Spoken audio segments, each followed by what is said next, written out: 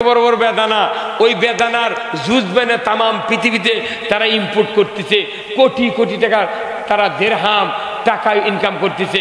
আল্লাহ কোরআনে বলছেন লা ফাতাহনা আলাইহিম বারাকাতুম মিনাস সামাই ওয়াল আরদ, আসমান জমিনের বরকতের দরজা তখনই আমি আল্লাহ খুলে দেব যখন আমাকে ভয় করার নিয়ম নীতি আইন জমিনে চালু করবা। ধরে কর আল্লাহু আকবার। আল্লাহর আইন চালু হলেই সোনা বাড়াবে। আমাদের দেশে গ্যাসের খনি আছে, বালুর খনি আছে, পাথরের খনি আছে, তেলের খনি আছে মেঘনা নদীর, কিন্তু আল্লাহ দিচ্ছে না। আল্লাহ দেখছেন, দেখি বান্দা কিছু দিছি, কিছু আছে গোপনে, তোমরা যে আমার আইন চালু করো তোমাদেরকে আমি দিয়ে দেবো। ধরে কোন আল্লাহু আকবার।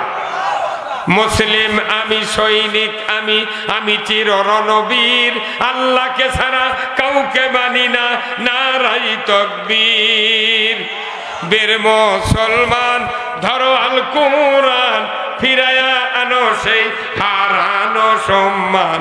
বীর মুসলমান নারাই তাকবীর, আল্লাহু আকবার, তৌলধুনি ধরায় রাখবার।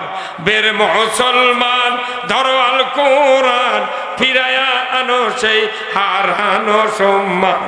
বীর মুসলমান আমরা বীরের জাত। বিরাজ ইন্দুর বিড়ালের হাতে মার খাচ্ছে কি কথা কর। অনুরোধ করছি যে দল করেন ইসলাম বিজয় করেন। ভাই আপনারা ওষুধ তো খান, চেনেন না? মনে করেন আমার এই ভাইয়ের নাম কি? মোজাম্মেল। মোজাম্মেল ভাইয়ের হচ্ছে আমার সয়। আপনার নাম কি? জাহিদুল ইসলাম হচ্ছে আমার সয়।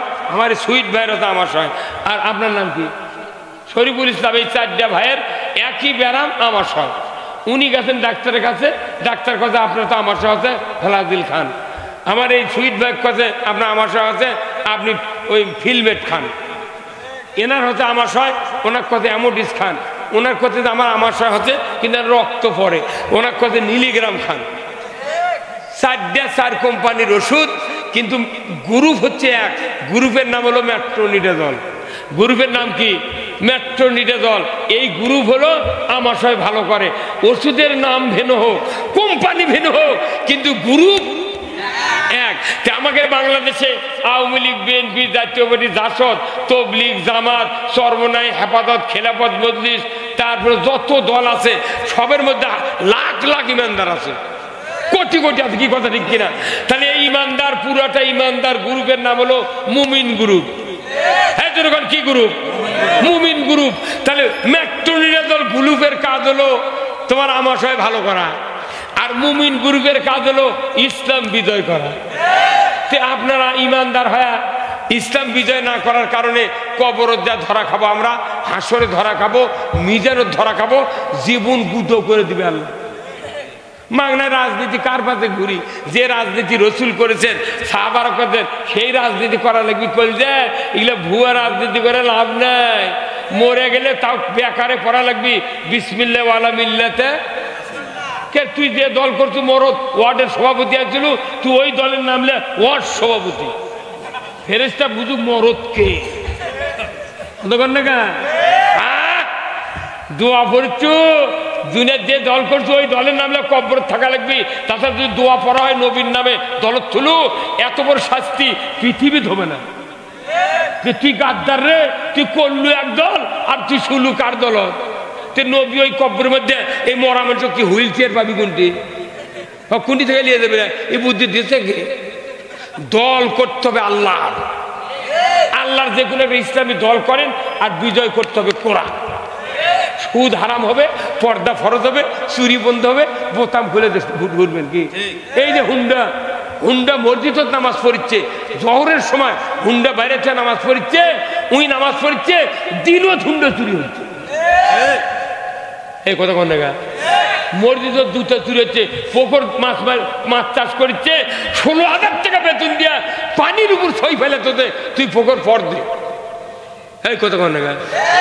মুসলমানের দেশ এগুলা পর দেওয়া লাগবে। কা আইন থাকবি, উই ঠেলার চোটে চুরি বন্ধ করবি। তা না করে আমাকে রক্ষেছে হুজুরেরা ওই চুরি বন্ধের বক্তৃতা দেন, তখন মসজিদ করছি চুরি করবেন না। ওই মসজিদে কোনো চোর বসে থাকে, ওরা তখন কয় সুযোগ পাইলে হুজুরের বাড়িও ছাড়ব না। হে হুজুর কথা কোন না। আবার জানা হচ্ছে, জানার সঙ্গে তারা আইন নাই।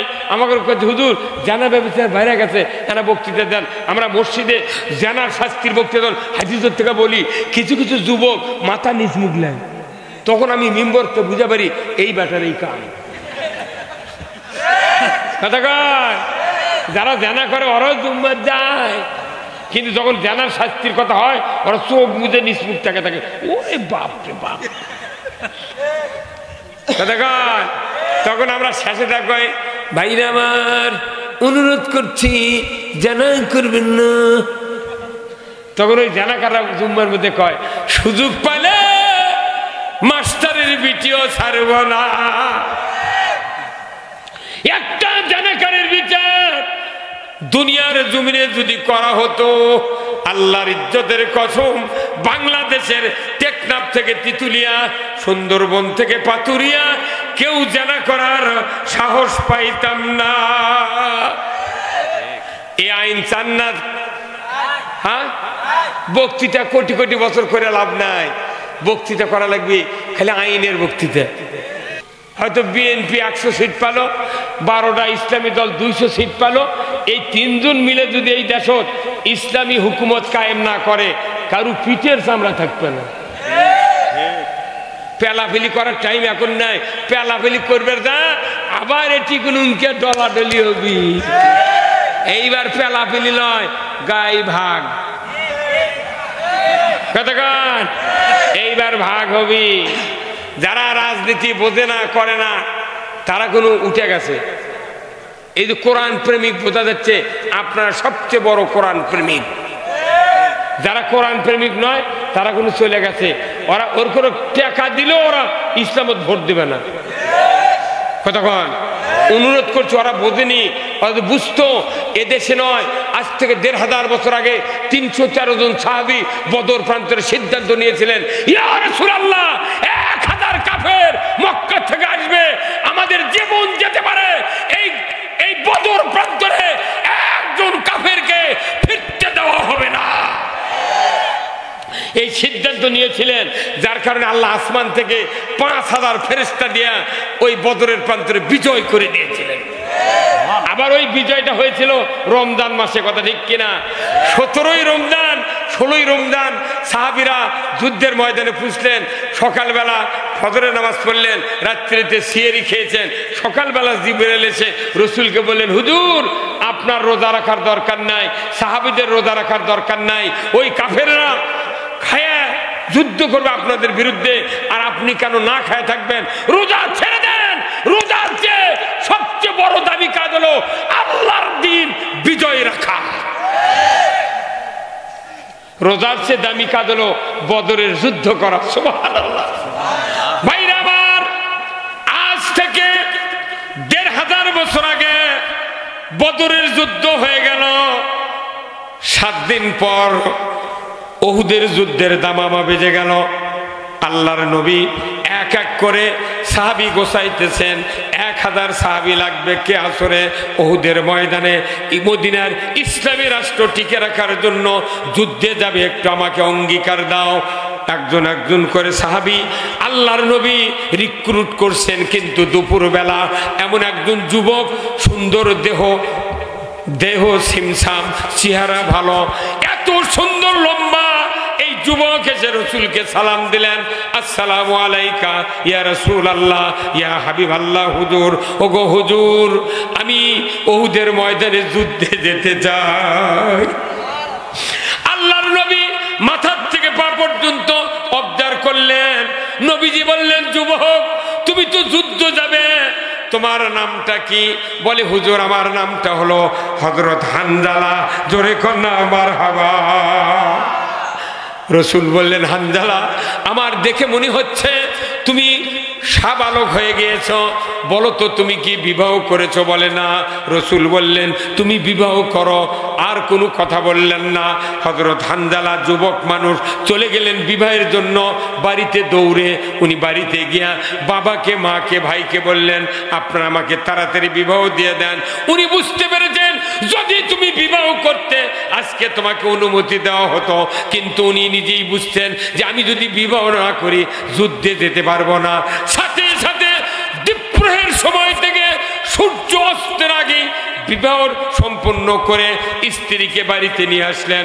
গভীর রাত্রিতে বাসর সজ্জা উদযাপনের পর হযরত হানজালা ভোর রাতে গোসল করার জন্য হাম্মামখানায় উপস্থিত হয়ে গেলেন, কিন্তু গোসলের প্রস্তুতি নিচ্ছেন। এমন সময় মদিনার অলিতে গলিতে ঢান্ডারা বাজিয়ে দেওয়া হচ্ছে। কিয়াসরে মদিনার ঘরে বাইরে মুসলমান ওই উহুদের ময়দানে কুতিলা মুহাম্মদ, ইসলাম পরাজিতর পথে, রসুল শাহাদতের পথে। কিয়াস তরবারি নিয়ে যুদ্ধ করবে মদিনার মাটিতে, একটু না এগিয়ে আসো। এই ঢান্ডারা মদিনার অলিতে গলিতে দেওয়া হচ্ছে। কানে পড়ে গেল হযরত হানজালার। হযরত হানজালা স্ত্রীকে বললেন, প্রাণের স্ত্রী, ও প্রাণের স্ত্রী, গোসল করব না, তুমি যুদ্ধের তরবারি দাও, পোশাক পরিয়ে দাও, ঘোড়াটা সাজিয়ে দাও, আমি মুহূর্তকাল দেরি করব না, যুদ্ধের ময়দানে চলে যাব। রাসূল যদি শহীদ হয়ে যায়, ইসলাম যদি পরাজিত হয়ে যায়, আমার গোসলে কিয়ামতের দিন বাঁচানো সম্ভব নয়। আল্লাহর নবীর সাহাবী হযরতে হানজালাকে ওনার স্ত্রী বললেন, আপনি গোসল করেন, নামাজ আদায় করেন। আমি জেনেছি আপনি যদি গোসল না করে যান, আপনার উপর তো ফরজ গোসল, আপনি নামাজ আদায় করলেন না, অসুবিধা হতে পারে, চলে যান, আপনাকে তরবারি দেব, যুদ্ধের পোশাক দেবো, আমি বাধা দেব না। উনি বললেন, গোসল করব না, আমি যুদ্ধে যাবো। ধরে কোন আল্লাহু আকবার। এক্ষুনি বিয়ে করছে দুপুরে, রাত সকালবেলা যুদ্ধ যাচ্ছে। বলেন তো আমাদের দেশের মেয়েরা হলে বাপ ভাই দেখে খেজুর গাছের সাথে শেকল দিয়ে বান্ধে তুলে হনি, কাল তো পালসার দিয়ে বাপে বিয়ে দিয়েছে আমার সাথে, তুই কোনটি যাচ্ছ? এই কথা কর, কোনটি যাচ্ছ? কেবল গে এক রাত হচ্ছে, কথা কর। ভাইরা আমার, শুনলে কলিজা ফেটে যায়। কি ইমান!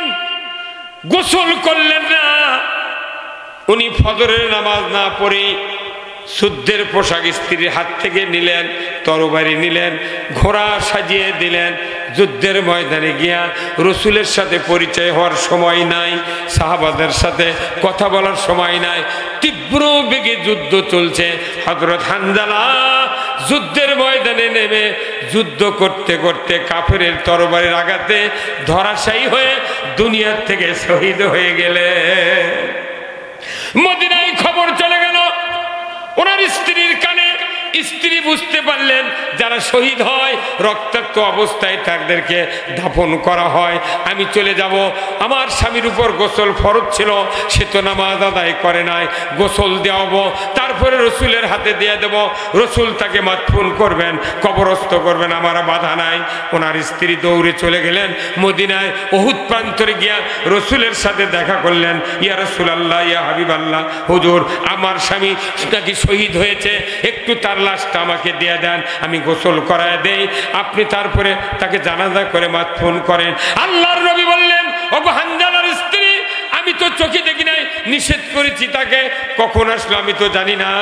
আল্লাহর রসুল বললেন, আমার সাহাবীরা আবু বকর, উমর, ওসমান এই উহুদের প্রান্তরে যারা যারা শাহাদত বরণ করেছেন একত্রিত করে শোয়া দেন, দেখি তো তার ভিতরে হযরত হানজালার চেহারা কি চোখে পড়ে নাকি।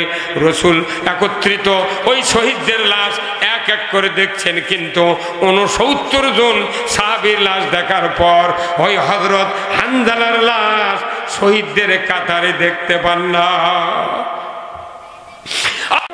বারবার বলছেন ওনার স্ত্রীকে, কই তোমার স্বামীর লাশ?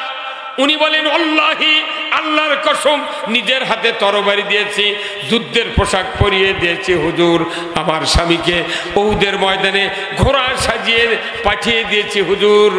আল্লাহর নবী আপনার কাছে অনুরোধ, দেখেন না আমার স্বামীর লাশটা কোথায়? আল্লাহর নবী স্ত্রীর বার্গেনিং এর কারণে শহীদদের দিকে তাকালেন, আবার আরশের দিকে রাসূল নজর করলেন। আল্লাহ বুঝতে পারলেন আমার হাবিব আমার পক্ষ থেকে খবর চায়। সাথে সাথে জিবরাইলকে ডাক দিয়ে বলেন, জিবরাইল মুহূর্তকাল দেরি করো না, তুমি তাড়াতাড়ি করে আমার খবর নিয়ে যা। আমি এত খুশি হয়েছি, তার উপরে ওই হানজালার লাশ ফেরেশতা দিয়া চতুর্থ আসমানে উঠাইয়া হাউজে কাউসারের পানি দিয়া গোসল করানো হচ্ছে। অল্পক্ষণের ভিতরেই উহুদের প্রান্তরে আমি আল্লাহ ফেরেশতা দিয়া হানজালার লাশ পৌঁছায়া দেব। কোথায় আল্লাহ? যে আল্লাহ তখন এই কাজ করেছেন, এখনো কোনো ওই আল্লাহ এইবারই 5ই আগস্টে ওই কাজ করেছেন। বুড়া বুড়া রাজনীতিবিদ হাফসল খায় গেছে, কয় না আর হবে না। কেউ আবার ওর ক্ষেত্রে টাকা খায় বাঁচিয়েছে, বড় বড় নেতারা টাকা খাচ্ছে, খায় কত তোরা থাক, কোনো টেনশন নেই। এখনো টাকা খাইতেইছে, যারা অকাব্য করছে ওরা 50,000 টাকা দিয়ে ওরা বাড়ি ঘুরিচ্ছে। কতক্ষণ না নবীর সাহাবের ইনকে করছে না, যাই অন্যায় করছে তার বিচার হয়েছে। কথা ঠিক কিনা? আল্লাহর নবীর সাহাবীরা এইরকম তালবাজি করেনি আমাদের মতো। আমাদের দেশে কতদিন হলে ভোট হচ্ছে, এমন দিন গেছে টাকার ভয়ে চেয়ারম্যান দাঁড়ায়নি মানুষ। এই কথা কোন জায়গা? একটা গরুর দাম 1.5 লাখ, একটা ভেড়ার খাসির দাম 6,000, বকরি খাসির দাম 30,000, অথচ একটা কোটি কোটি টাকার মানুষ একটা আশাবুল মখলুকাত। তাই ভোটের দিনে 4টার সময় চেয়ারম্যান মেম্বার কয়, চাচা এখনো কালি ভরায়নি, তুমি আরো হাফ কেজি খাবি। বাংলাদেশের মানুষ হাফ কেজি জিলাপি দিয়ে 6 বার বিক্রি হয়। তাই আবার টুই মধ্যে নামাজও পড়ে। এই ভোট দেওয়া নির্বাচন কোরআন শরীফে সূরা মায়দার 8 নম্বর আয়াত আল্লাহ নাযিল করেছেন, ইয়া আইয়ুহাল্লাযিনা আমানু কুনু কওয়ামিনা লিল্লাহি শুহাদা বিল কিস ওয়ালা ইয়াজরিমান্নাকুম শানানু কওমিন আলা আল্লাহ তা'দিলু ইদুলু হুয়া আকরাবু লিত-তাকওয়া। সবচেয়ে আল্লাহকে ভয় করে তারাই যারা ইসলাম বিজয়ের আন্দোলন করে। এই জন্য হযরত হানজালা শহীদ হয়ে গেছে। চতুর্থ আসমানে গোসল দেওয়াছে। আল্লাহর দ্বীনের বিজয়ের কাজ নামাজের চেয়ে গোসলের চেয়ে সবচেয়ে দামি। আর আমাকে দিন ভাইসা যাচ্ছে ওই ঘুঙ্গুর দেয়, তোর বাটাম যদি না ফাটায় কি করছি? হ্যাঁ হুজুর কথা কন না। আচ্ছা আল্লাহর নবী হাদিস আর কোরআন করে কেউ কোনদিন পাচ্ছেন যে 10 কোটি ছোঁয়া বলে জান্নাতে যাওয়া যাবে? পাচ্ছেন কেউ? 1 টন ছোঁয়া বলে পাওয়া যাবে কোনদিন পাচ্ছেন? বরঞ্চ আল্লাহ আমাদের পাঠাচ্ছে আল্লাহর আইন মানার জন্য। কি মানার জন্য? আচ্ছা কোনো মানুষের, এই যে আমার এই সভাপতি সাহেব, এই যে আমার এই ভাই ওই হুজুর, প্রায় মানুষের মুখ দাঁড়িয়ে লয়। আচ্ছা যার মুখ দাঁড়িয়ে ওঠে ই কি কোনোদিন কয় আল্লাহ তুই আমার মুসানা তুলে দে? যদি কোনো পাগল কয় দাঁড়িয়ে ওঠার পর আল্লাহ তুই আমার মুছটা তুলে দে, তখন আল্লাহ জিবরাইল কয় কেরে অক্ষত ওর বাড়ি কি ড্রেসিং টেবিল নাই? ওর বাড়ি কি আয়না নাই? ওই না মাউকদার দেখে না কে দাঁড়িয়ে তো উঠিছে ওই দেখে না কে মুছ উঠিছে নাকি? কথা কন না কে? পৃথিবীতে আমাদের সোয়াবের জন্য পাঠায়নি, আমাদের আল্লাহ পাঠাচ্ছে আইন মানার জন্য। তা আপনি আইন মানলে জীবনের গুনাহ মাফ করে দিবি কে? তা আইন মানলে গুনাহ মাফ, তার জায়গা কোনটি? জান্নাত। আইন না মানে ওই সোয়াব কামাই করছে। হ্যাঁ কথা কন। আমিয়া ইসলাম বুঝতে গেলে প্রত্যেকটা ইমানদারের বাড়িতে কোরআন পড়তে হবে। আল্লাহ কোরআনে বলছেন, ইন্নামাল মুমিনুনা আল্লাযীনা ইযা যুকিরাল্লাহ ওয়াজিলাত কুলুবুহুম ওয়া ইযা তুলিয়াত আলাইহিম আয়াতুহু জাদাতহুম ঈমানাও ওয়া আলা রাব্বিহিম ইয়াতাওয়াক্কালুন।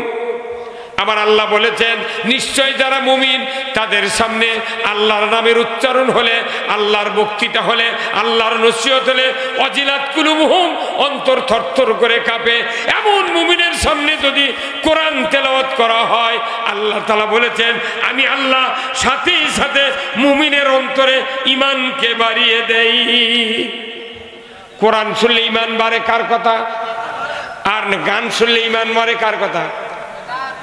শয়তানের কথা। তা আমাদের দেশে সবচেয়ে সর্বোচ্চ পবিত্র জায়গা হলো মহান সংসদ। তো ওই সংসদের গান হচ্ছে, মমতাজ যখন গান করছে অনেক এমপি দেখেছি ইনকে টেবিলের থাপড়া ফাচ্চা যায়, বুকটা ফাচ্চা যায়। কি যে সংসদ মহান জাতির উপকারের জন্য আইন পাশ হবি, সেটি যদি গান হয়, তাহলে ওই গান শুনে যারা থাপা দিচ্ছে তার কি ইমান সাথে সাথে মরে গেছে। সে মরা ইমান দিয়ে তো আমাদের নামে মামলা দিচ্ছে, মরা ইমান দিয়ে তো আমাকে জেলত তুলিছে, ওর কি ইমান মরে গেছে? আপনারা জানেন গান করতে কয়টা যন্ত্র লাগে জানেন? ঢোলক লাগে, ঢোলকের যখন বাড়ি মারে লাঠি দিয়ে তখন গুডিং গুডিং সাউন্ড হয়, সেটা গুডিং গুডিং লয়, ঢোলক কয় দুচক দুচক। ঢোলক কি কয়? দুচক দুচক। আর দুটা কাঁসার থাল আছে, নাম হলো জুরি, জুরি যাই বাজায়, ওই জুরি কয় তিনজন তিনজন। কয়জন? তিনজন তিনজন। আর একটার একজন টান মারে, তখন কয় কে কে কে কে। আর শয়তানের বাস্ক আছে, এইভাবে টানে পাকার নাম কি দেখিতে দেবা রে পাগল কবে না? এটা কি? হারমোনিয়াম।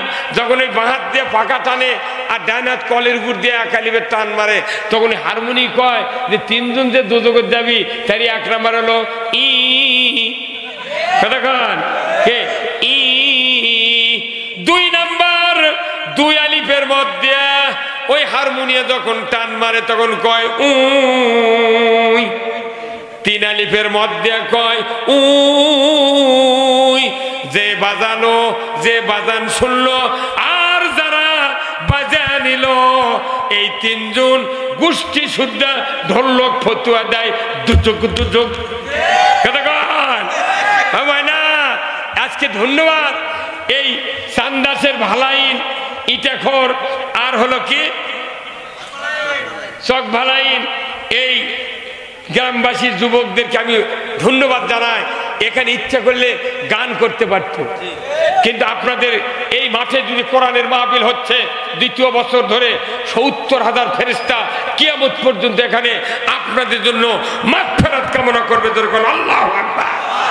আর এই কোরআনের মাহফিলের কারণে এই গ্রামে যতগুলো ইমানদার কবরে শুয়ে গেছে মৃত্যুর পর, ইমানদারের কবরের আযাব এই কোরআনের মাহফিলের জন্য যতক্ষণ কোরআন আলোচনা হয়েছে ততক্ষণই ইমানদারের কবরে আযাব আল্লাহ তাআলা মাফ করে দেয়। যেরকম আল্লাহু আকবার।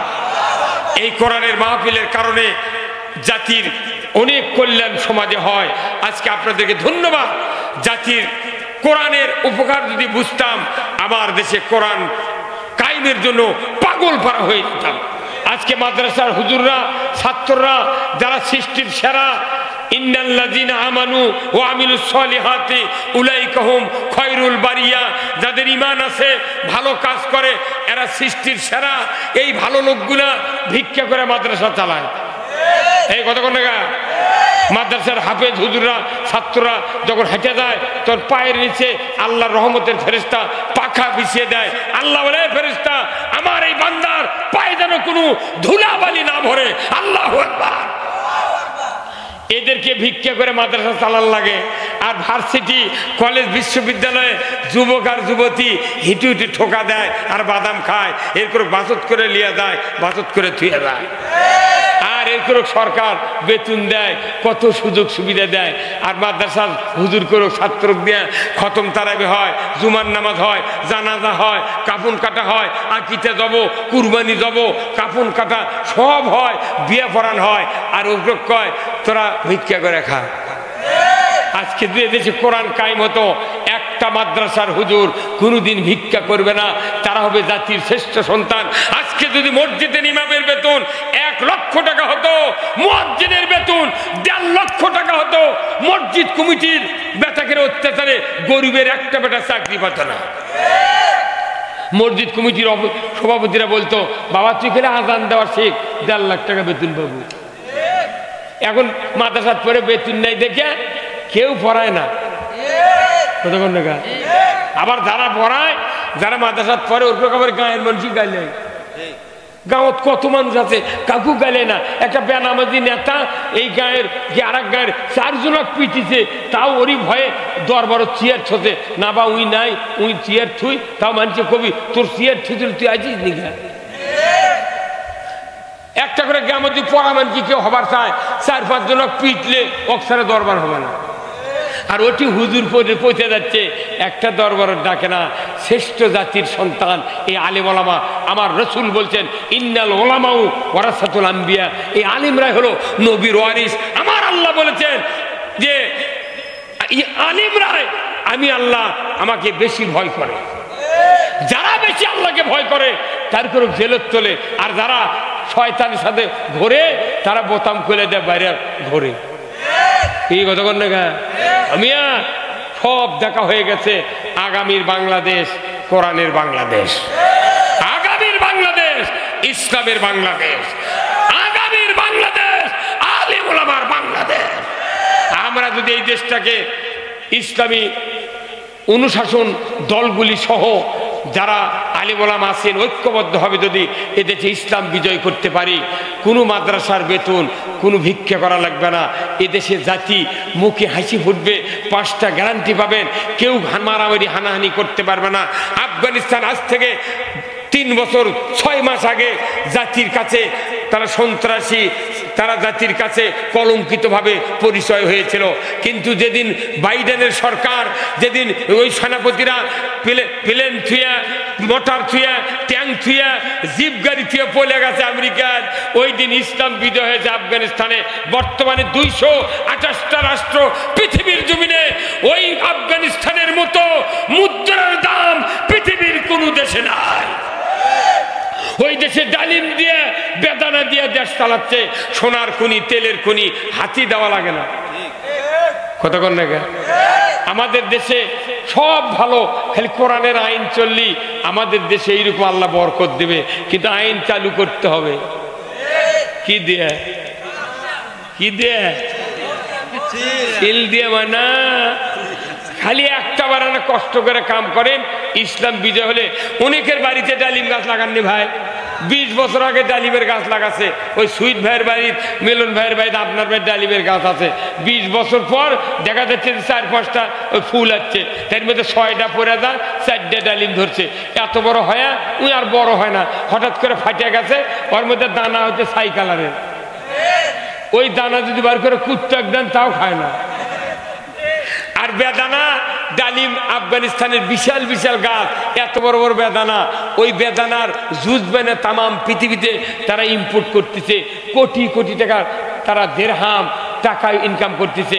আল্লাহ কোরআনে বলছেন লা ফাতাহনা আলাইহিম বারাকাতুম মিনাস সামাই ওয়াল আরদ, আসমান জমিনের বরকতের দরজা তখনই আমি আল্লাহ খুলে দেব যখন আমাকে ভয় করার নিয়ম নীতি আইন জমিনে চালু করবা। ধরে কোন আল্লাহু আকবার।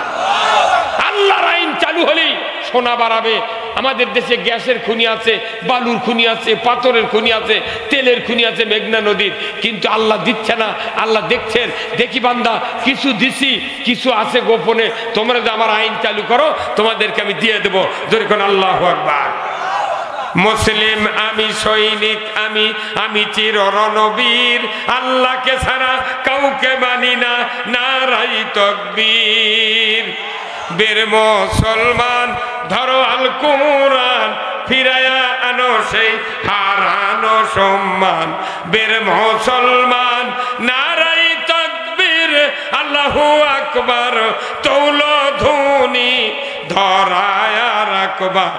বীর মুসলমান ধরো আল কুরআন, ফিরায়া আনো সেই হারানো সম্মান।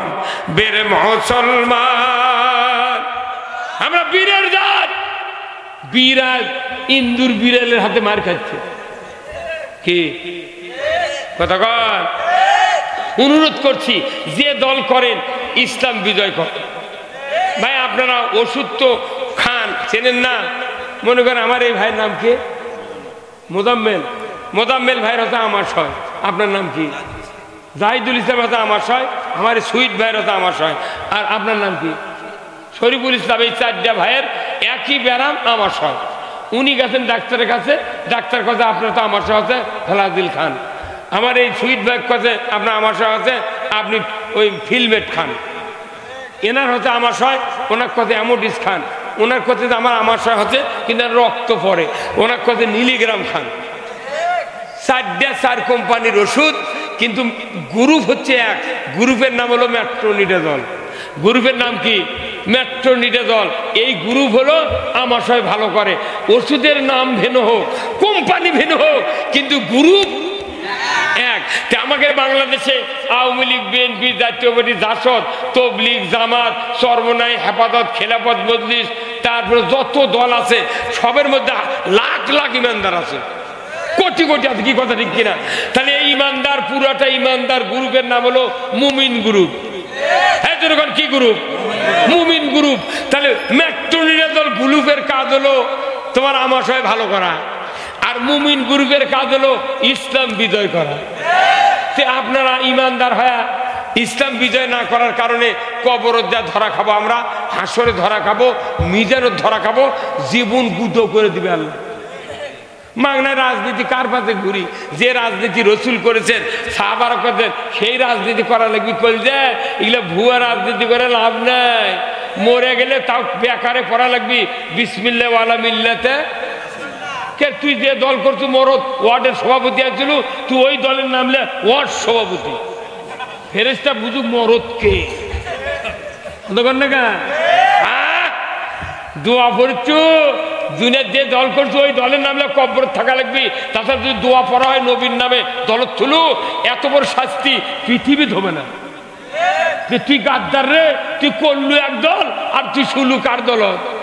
নবী ওই কবরের মধ্যে এই মরা মানুষ কি হুইল চেয়ার পাবি কোনটি? কোনটি থেকে নিয়ে যাবে না? এই বুদ্ধি দিয়েছে কে? দল করতে হবে আল্লাহ, আল্লাহর যে কোনো ইসলামী দল করেন, আর বিজয় করতে হবে কোরআন। সুদ হারাম হবে, পর্দা ফরজ হবে, চুরি বন্ধ হবে, বোতাম খুলে ঘুরবেন কি? এই যে হুন্ডা, হুন্ডা মসজিদ নামাজ পড়ছে, জহরের সময় হুন্ডা বাইরে নামাজ পড়ছে, উই নামাজ পড়ছে, দিনও হুন্ডা চুরি হচ্ছে। এই কথা কোন জায়গা? মসজিদ দুটো চুরি হচ্ছে, পুকুর মাছ চাষ করছে, 16,000 টাকা বেতন দিয়া পানির উপর ছই ফেলে তোতে, তুই পুকুর পর দে। এই কথা কোন জায়গা? মুসলমানের দেশত এগুলা পর দেওয়া লাগবে, কা আইন থাকবি, উই ঠেলার চোটে চুরি বন্ধ করবি। তা না করে আমাকে রক্ষেছে হুজুরে না ওই চুরি বন্ধের বক্তৃতা দেন, তখন মসজিদ করছি চুরি করবেন না। ওই মসজিদে কোনো চোর বসে থাকে, ওরা তখন কয় সুযোগ পাইলে হুজুরের বাড়িও ছাড়ব না। হ্যাঁ হুজুর কথা কোন জায়গা?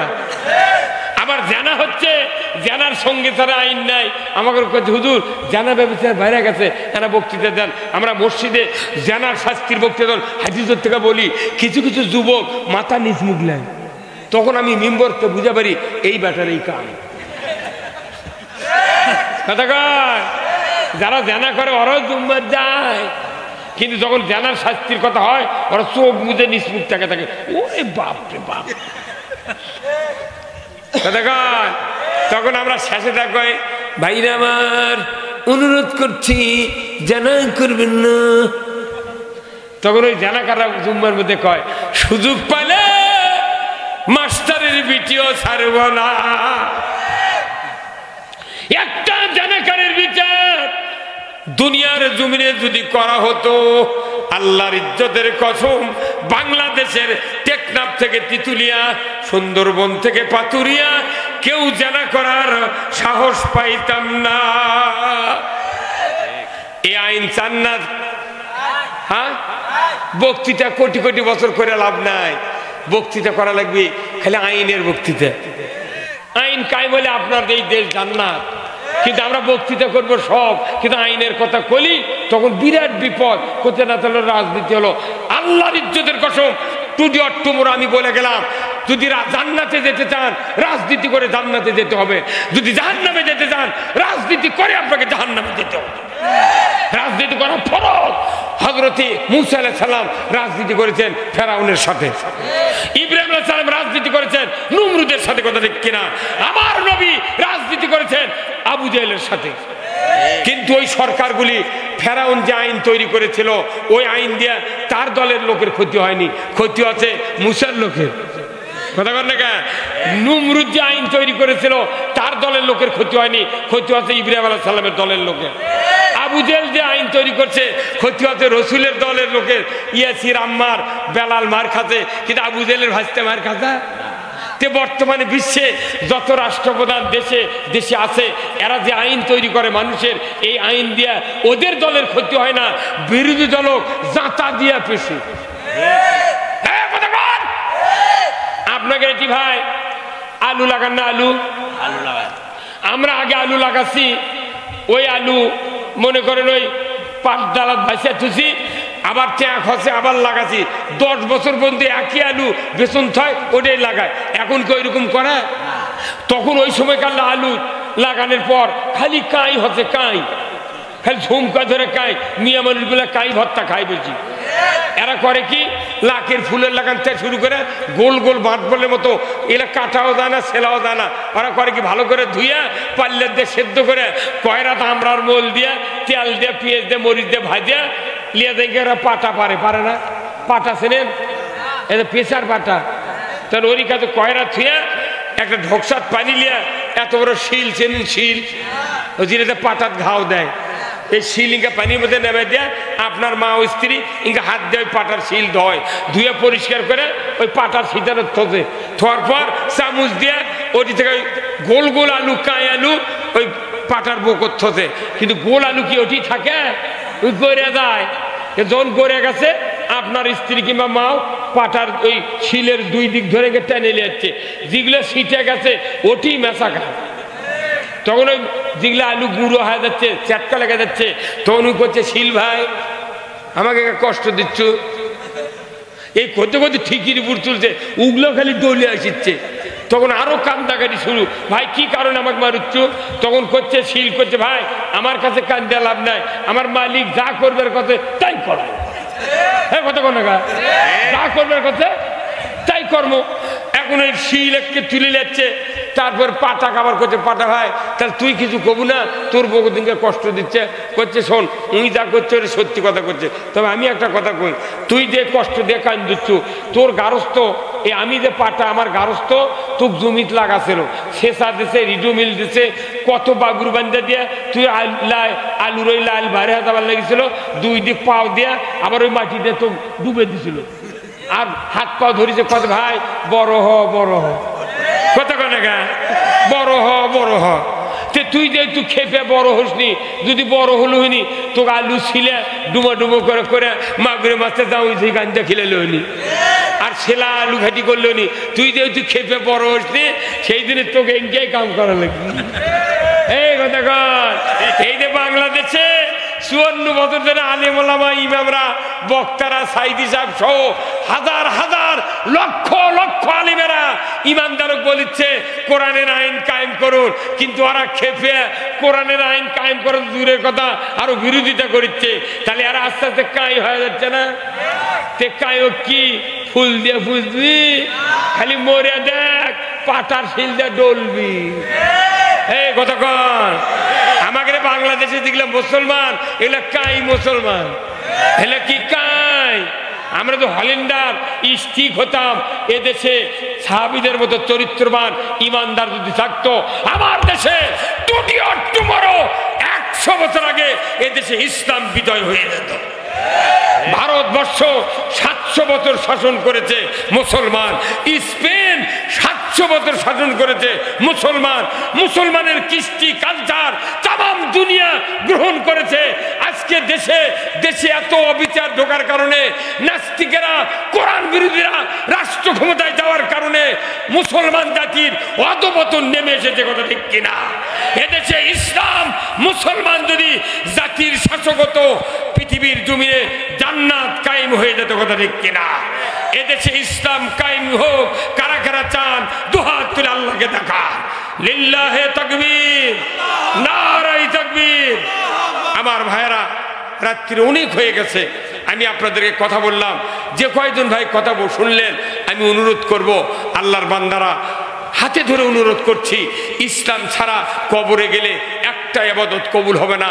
আমার দ্বিতীয় বক্তা উনি বলেছেন, আমার ভাই, ওমাইয়াবতাগি গায়রাল ইসলামি দীনান ফালা ইউকবাল।